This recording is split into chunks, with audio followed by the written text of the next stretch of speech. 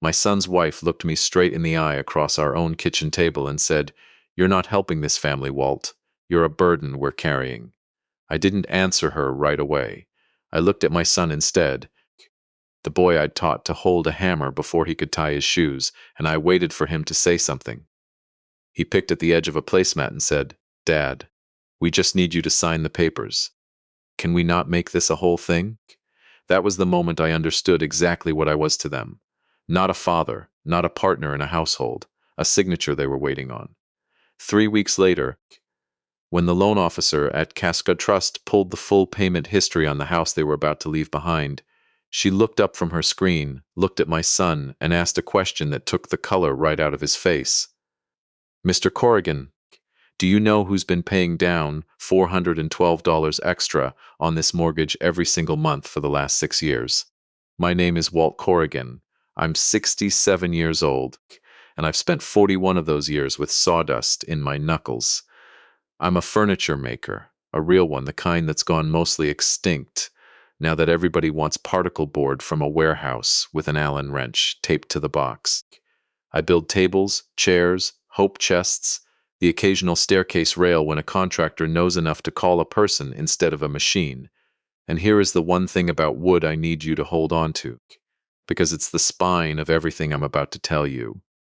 The part of a piece of furniture that people admire is never the part that's doing the work. You can look at a beautiful tabletop for 20 years and never once think about the joinery underneath it, the mortise and tenon, the hidden dowels, the corner blocks glued and screwed into places no eye will ever find them. That's what's actually holding the weight. The finish is just what people compliment. I built a farmhouse dining table for my son and his wife 8 years ago for their wedding, 11 feet of white oak, and on the underside of that table, tucked up against the center support where nobody would ever think to look, I carved a small mark, my initials, her initials, the date, and one word underneath it, steady. Nobody in that house has ever seen it. It's still there right now, holding that table level while people eat dinner off of it and have no idea what's underneath them. I'm going to come back to that mark before I'm done, and it's going to cost me something when I do. My wife was Loretta. Everybody who loved her called her Etta. We were married 36 years. She passed 5 years ago this coming November, and I'm not going to walk you through the middle of what took her, except to tell you it was a kind of dementia that came on fast and mean when she was only 59, and by the last 18 months she didn't know my face most days. I want to say one thing about that, and then I'm going to leave it alone, because it matters for everything that comes after. Near the end, the only thing that ever reached her at all was photographs.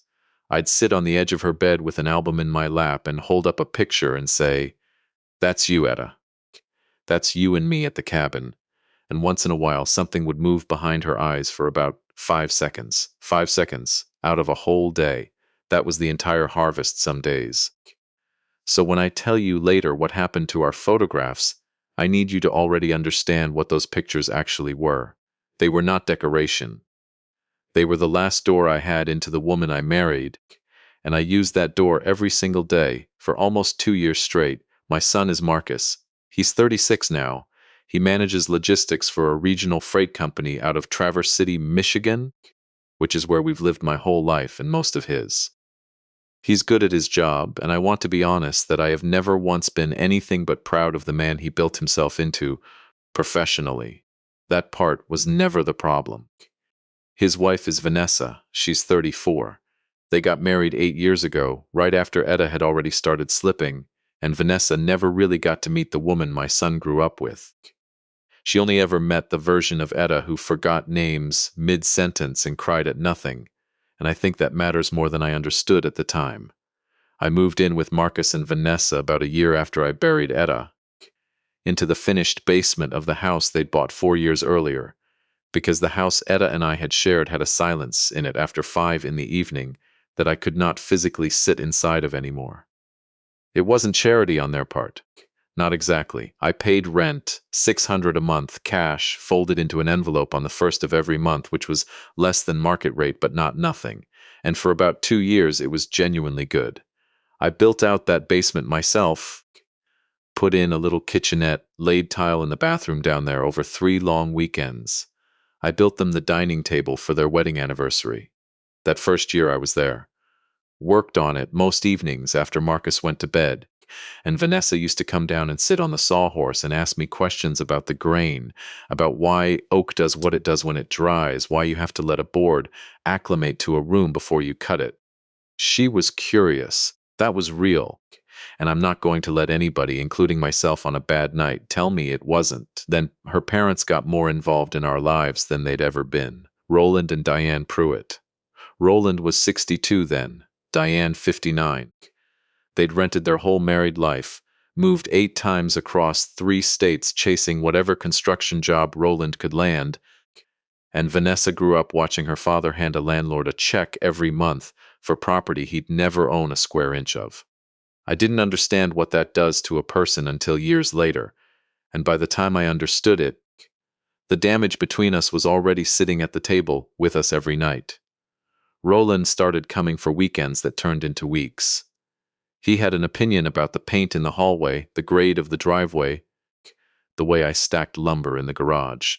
And here is the thing about Roland that took me 3 years to work out, and once I worked it out, I understood him differently than I ever had before. Roland Pruitt had never once in 62 years of living owned a home. Not one. And here he was, a guest in his daughter's 4-bedroom house with a farmhouse table I'd built with my own hands.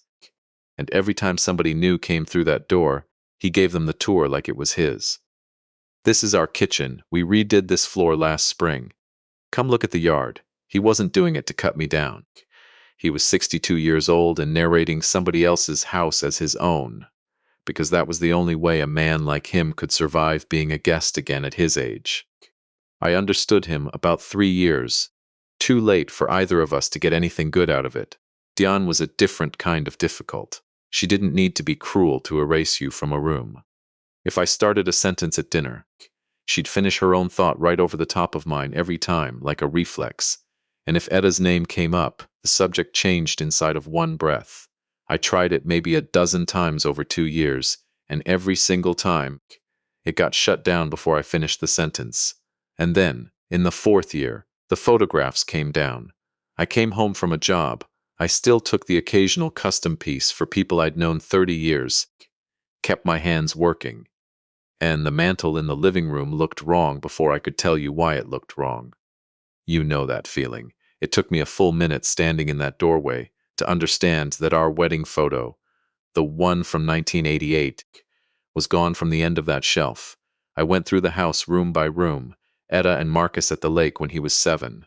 The studio portrait from 1998 where Etta made all 3 of us wear the same shade of blue. All of it gone. I found the whole collection in a plastic tote in the crawl space under the stairs, shoved behind a box of Christmas lights. I want you to sit with that detail the way I had to sit with it. Because it is the thing I never got past, not really. Not in a spare room. Not in the garage. Under the Christmas decorations, which is the one shelf in every American house, reserved for things you take out once a year and otherwise don't think about at all. Someone had taken every photograph of my dead wife off the walls of the house she never once set foot in and filed her memory under seasonal. When I asked Vanessa about it, she said they were just trying to get a cleaner, more neutral look through the main floor, in case we ever list it. In case we ever list it. I carried that tote out to my truck that night and sat in the driveway and cried harder than I did at Etta's funeral, and it took me a long while to understand why. At the funeral, I was grieving a woman who was gone. That's survivable. Everybody eventually gets their turn at that kind of pain. In that driveway, I was grieving something else entirely. I was grieving the fact that somebody in that house had made a small, calm, weekday decision that my wife's memory was clutter. Etta spent the last 5 years of her life losing herself one piece at a time to a disease that took no mercy on either of us. And I sat in my own truck in my own son's driveway and understood that somebody had just finished that job for her with a plastic bin and a lid. After the photographs, everything moved faster. To the neighbors, I stopped being Walt. I became Marcus's dad, and I heard a woman say exactly that on the sidewalk about me while I stood 11 feet away with a garden hose in my hand. In the 5th year, I overheard Vanessa in the backyard on the phone with a friend talking about how they really needed more privacy in their own house, and when the friend on the other end must have asked about me specifically, Vanessa laughed and said, "It's complicated." Complicated. About whether I lived there. I went down to my basement that night and looked at $600 folded into an envelope for the 100th time and thought about the 412 extra dollars. I'd been quietly adding to their mortgage principal payment every month for 3 years by then, straight into the escrow account, an arrangement Marcus and I had set up together after Etta's life insurance came through.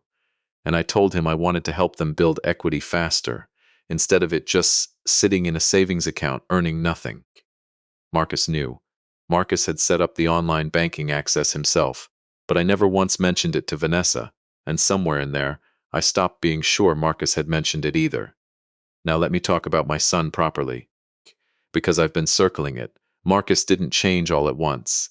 He changed the way a riverbank erodes, a little at a time, no single afternoon where you can point and say, "There, that's when it happened." If Vanessa wanted Thanksgiving at her parents' place, that's where we went. If Roland said something sideways about my old man opinions over dinner, Marcus studied his plate. There was never one fight I could point to as the fight. There were maybe 300 small silences instead, and every one of them said more than an argument would have. It came to a head over a house they hadn't even bought yet. Vanessa had found a place across town, newer construction, 5 bedrooms, a real primary suite, the kind of house that says something to the people who see it from the street. $640,000. And the numbers, once the mortgage broker ran them, didn't work cleanly. Marcus's income was solid, but not that solid, and Vanessa's freelance design income was too irregular for the lender to wait the way they needed. And there was still some debt sitting on a joint account from years back, from a business Roland had tried to start and failed at, that Marcus and Vanessa had quietly helped cover. The broker told them the cleanest path forward, given the full picture, was a cosigner with strong, stable, provable income and a clean credit history. They asked me to cosign on a Tuesday night, at that farmhouse table, the one with my mark carved into the underside of it. Marcus laid it out carefully, like he'd rehearsed it in the truck on the way over. Vanessa sat next to him with a folder of paperwork already printed. And when I asked the only question a person with any sense would ask, like, what happens to my name on this loan if the market turns, if either of you loses a job, if I'm the one left holding a $640,000 obligation on a fixed retirement income? Vanessa's face changed in a way I'd been watching build for 4 years. She said, "Walt, this is exactly what I mean. You're not helping this family. You're a burden we're carrying, and now you want to make even helping us complicated." I looked at my son. I want to be honest with you about what was going through my head in that silence, because I think people expect it was anger, and it wasn't. What I was thinking about was a Tuesday in 1997 when Marcus was 7 and went over the handlebars of his bike on Cedar Street, and I carried him 6 blocks home with my hand pressed over the cut on his knee, telling him he was tough the whole way. That's what comes up in a moment like that. It is no help to you at all, but it comes up anyway. Marcus didn't defend me. He didn't defend her either, not exactly. He just looked at the table and said, "Dad, can we not make this a whole thing? We just need you to sign." And I said, "All right." That was the whole speech I gave that night. I picked up my coffee cup, rinsed it in the sink, and went down to my basement. And I did not tell either one of them one single thing about what I'd already decided, or about the $412 a month, or about the mark under their table.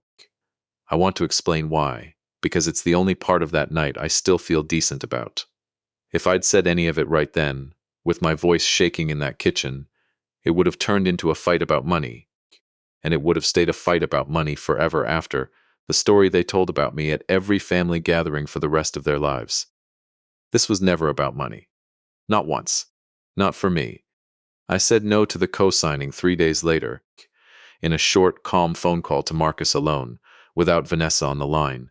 I told him I loved him, that I would help them in 100 other ways, but that I would not put my name on a $640,000 loan for a house I would never live in at 67 years old on a fixed income built off 41 years of hand tools. He was quiet for a long moment, and then he said, "Vanessa's going to be furious." And I said, "I know." And that was the whole conversation. What I didn't know yet, what none of us knew yet, sitting in our separate rooms of that house that night, was that my no was about to set something moving that none of us could have stopped once it started. Because 3 weeks later, when Vanessa's mortgage broker pulled the full payment ledger on the house they were planning to sell to fund their move, the numbers on that page were not going to match the story anyone in that family had been telling themselves for 6 straight years. They put the current house on the market that same week, the one Marcus and Vanessa already owned, the one I'd been living in the basement of for 6 years, because selling it was step one of funding the move to the bigger place across town. Vanessa hired a stager, a brisk woman named Priya, who walked through with a clipboard and a tape measure and used the word neutral 9 times in 20 minutes. The dining table stayed, because it was too good a piece to hide, but everything around it started disappearing into boxes. My tools got moved out of the garage bay I'd been using and into a rented storage unit off Garfield Avenue, just for showings, Vanessa said, and I want to be fair here, because fairness matters to me even now. She wasn't wrong that a garage half full of clamps and a table saw doesn't photograph well for a listing, but the way it happened told me everything. Nobody asked me. I came home from picking up lumber for a client's headboard and found 4 men from a moving company already loading my grandfather's hand plane into a cardboard box labeled, in Priya's handwriting, Misk Garage. That was the second drip. The first had been the photographs, years back. This was smaller, and somehow it cut just as deep, because by then I understood the pattern. Nothing in that house ever got taken from me all at once. It got relocated, reorganized, rebranded as decluttering, staging, making things neutral for buyers. My presence in that home had become something to be minimized for the comfort of strangers who hadn't even walked through the door yet. The third drip came 10 days later, and this one, I'll admit, stung worse than it should have.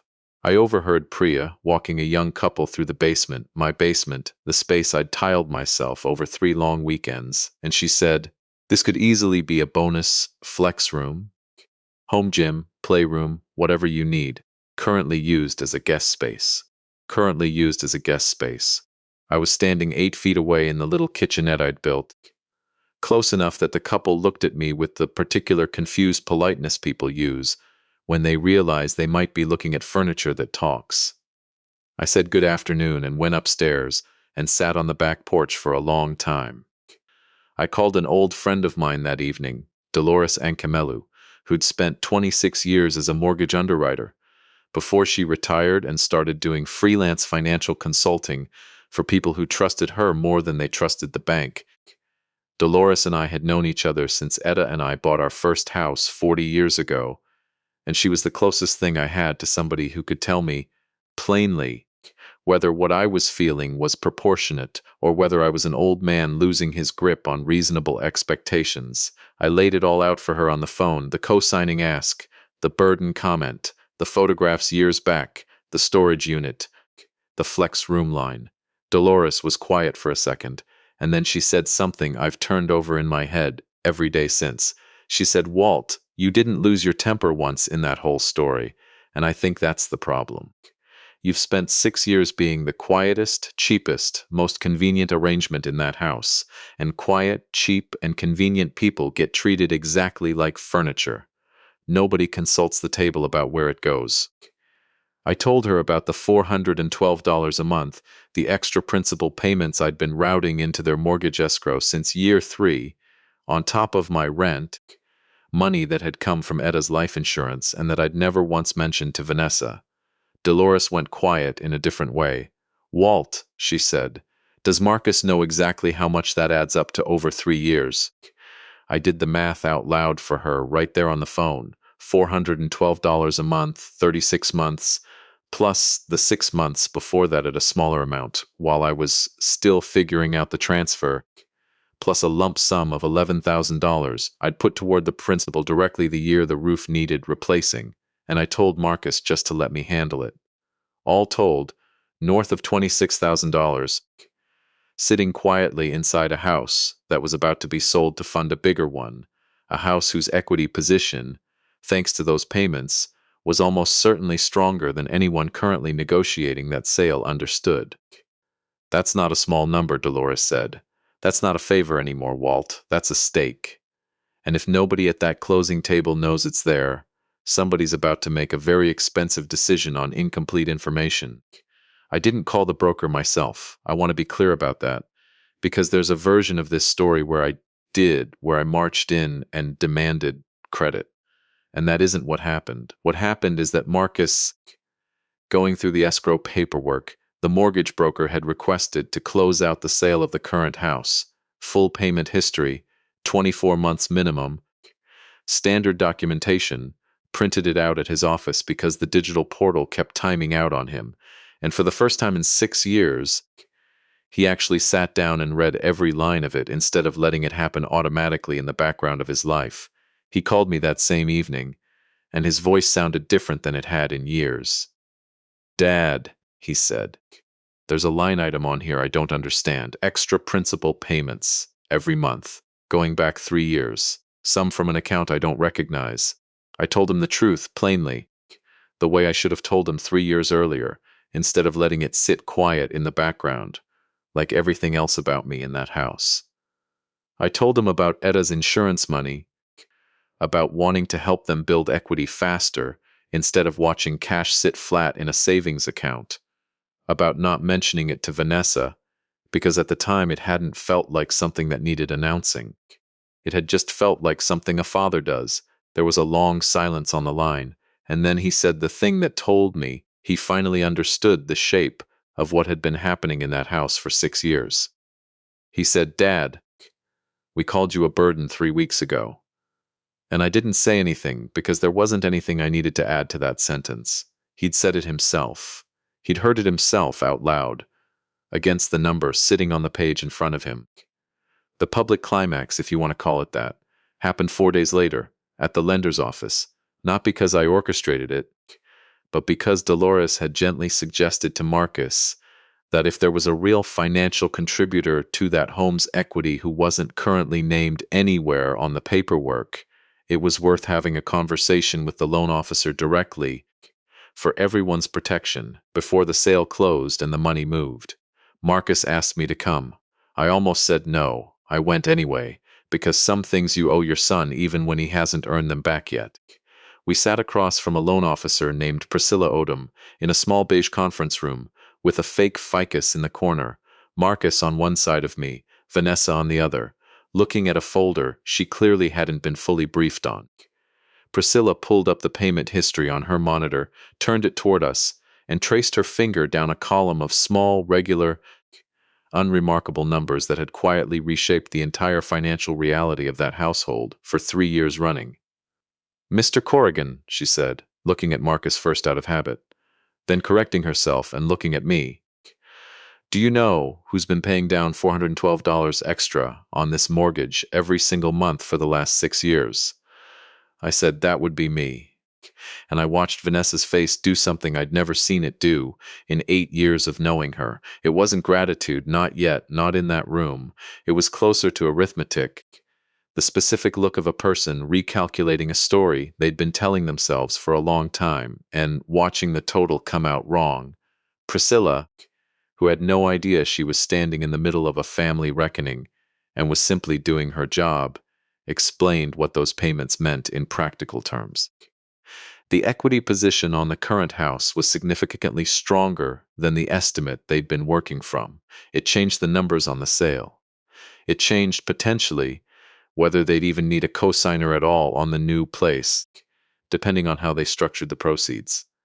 $26,411, to be exact, plus whatever additional interest savings had compounded from paying principal down early instead of letting it ride at the scheduled rate. She said it the way professionals say numbers, flat and clean, with no idea that every word was landing on the 2 people beside me like a verdict. Vanessa didn't say anything in that room. She waited until we were back in the parking lot, standing by Marcus's truck, before she turned to me and said, quietly, not for an audience this time, "You let us think that money was just sitting there. You let me say what I said at that table, and you never once said a word." And I told her the truth, because I finally understood I owed her the truth instead of my silence. I said, "Vanessa, I didn't stay quiet to punish you later. I stayed quiet because Eda's money was never mine to leverage against anybody. I put it into that house because it was your home and my son's home, and I wanted it to be more solid under both of you. I never once thought about it as something I'd need to produce like evidence." And then I said the part that had been sitting in my chest for 3 weeks. "But you called me a burden at a table I helped hold up, and I don't think you get to be surprised that the truth came out uglier than the story you'd built." I didn't move out that week. I want to correct anyone expecting the dramatic exit here.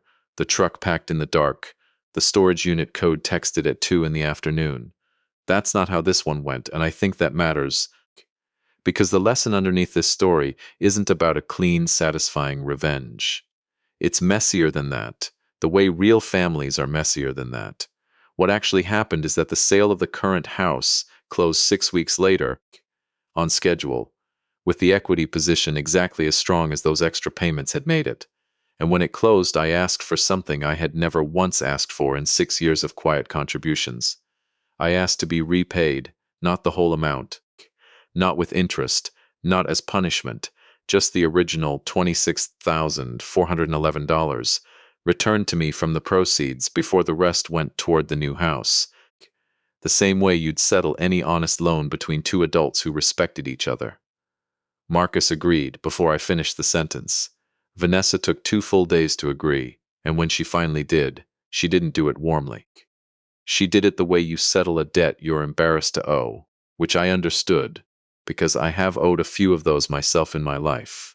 I took that money and I did not put it toward their new house, the big one across town with the primary suite and the 3-car garage. I want to be honest about why, because I think it's the part of this story that actually matters more than the reveal in that beige conference room. I didn't withhold it out of spite. I withheld it because for 6 years, I had confused being helpful with being invisible, and I had let both of those things happen inside the same set of quiet monthly transfers. And I finally understood that a man can love his son completely and still need to stop disappearing into his son's life in order to prove it.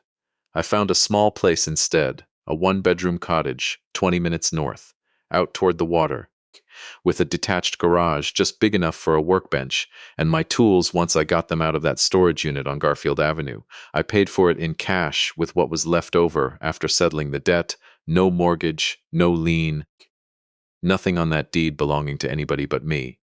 My new neighbor, a widow named Corinne Fawcett, who'd lived on that road since before I was born, brought over a plate of molasses cookies before I'd even finished unloading the truck.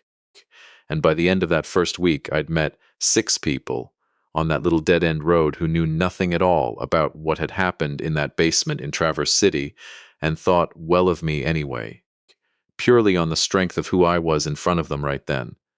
I started volunteering with a program out of the VFW hall that pairs retired tradesmen with elderly veterans who need small repairs done around their homes. A ramp here, a set of grab bars there, once a rebuilt porch rail for a 90-year-old Korean War veteran named Gus Antonelli, who cried when we finished and shook my hand with both of his like nobody had done a single thing for him in years. Gratitude, I remembered all over again, isn't loud. It's usually one short sentence somebody actually means, and it lands harder than any thank you card ever could. Marcus called me most Sundays after that, not out of guilt, or at least not only out of guilt, but because something between us had actually shifted rather than just cooled off and gone quiet the way it had for years before. He told me things he hadn't told me in a long time, that the new house had ended up smaller than the one Vanessa originally wanted, because once they sat with the real numbers, without a cosigner and without my quiet 3 years of principal payments propping up the picture, they realized the $640,000 house had never actually fit their life. They bought a place instead for 110,000 less, 4 bedrooms instead of 5, no primary suite with a soaking tub, but a mortgage payment that didn't require anybody's father to disappear a little more of himself into it every month just to make the math work. Roland and Diane came around less after that, which surprised nobody. Roland, it turned out, had opinions about a house he wasn't living in, only when there was a landlord's kind of proximity to it.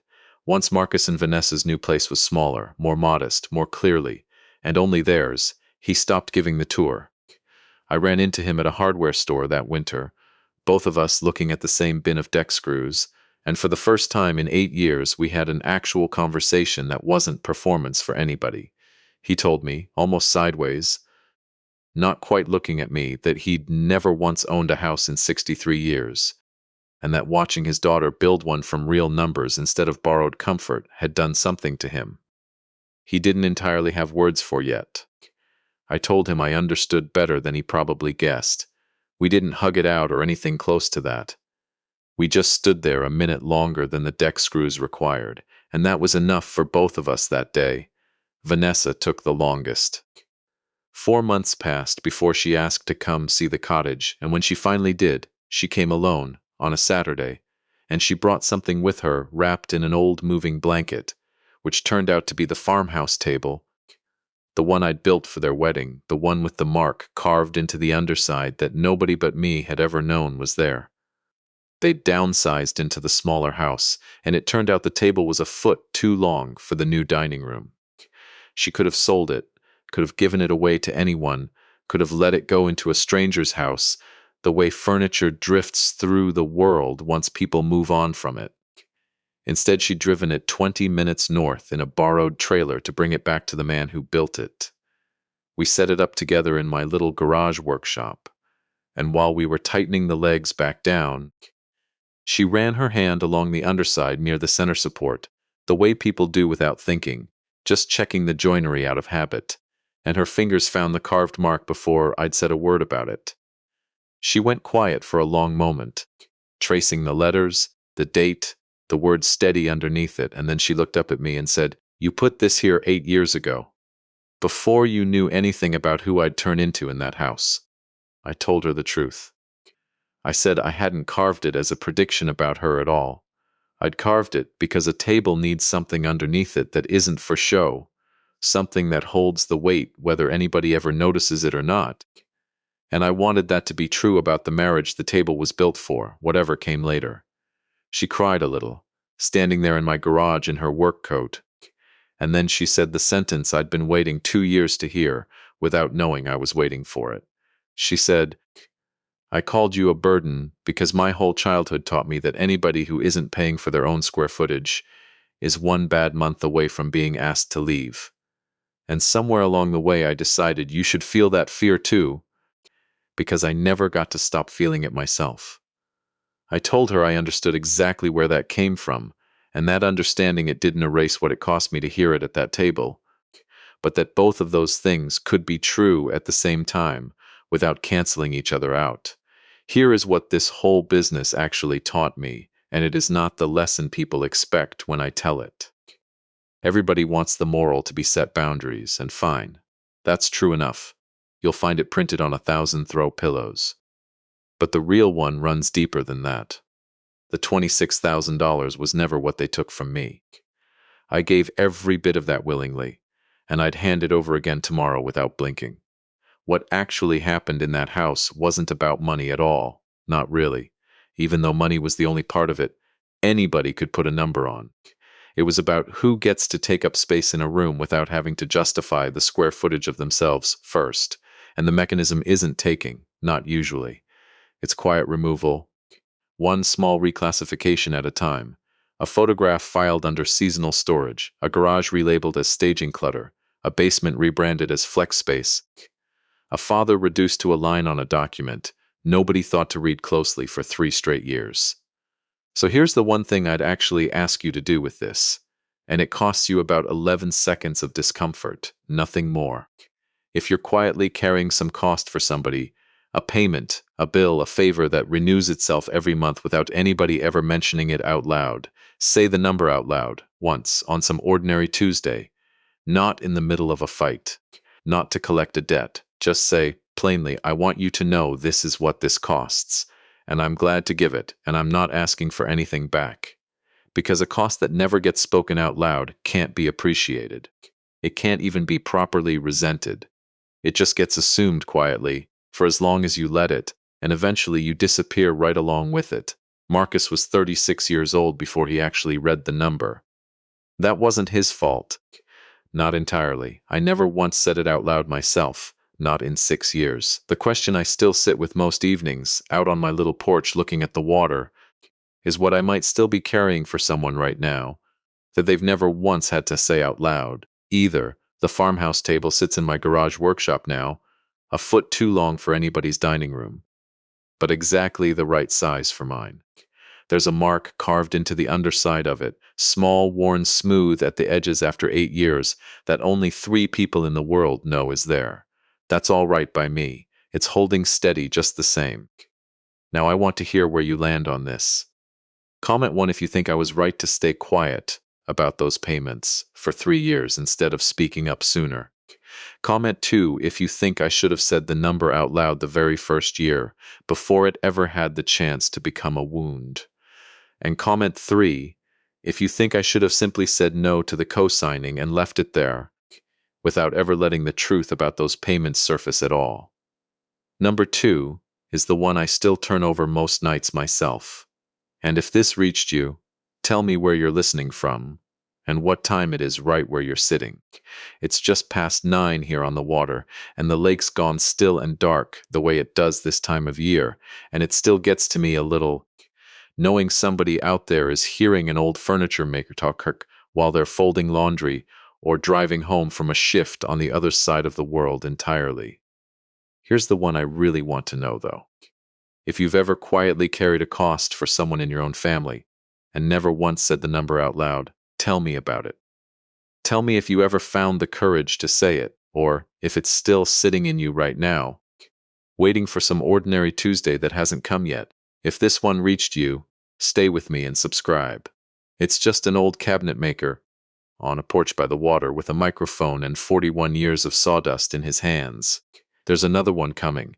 This is a fictional story inspired by real emotional experiences, fully rewritten and reimagined in Traverse City to create original content.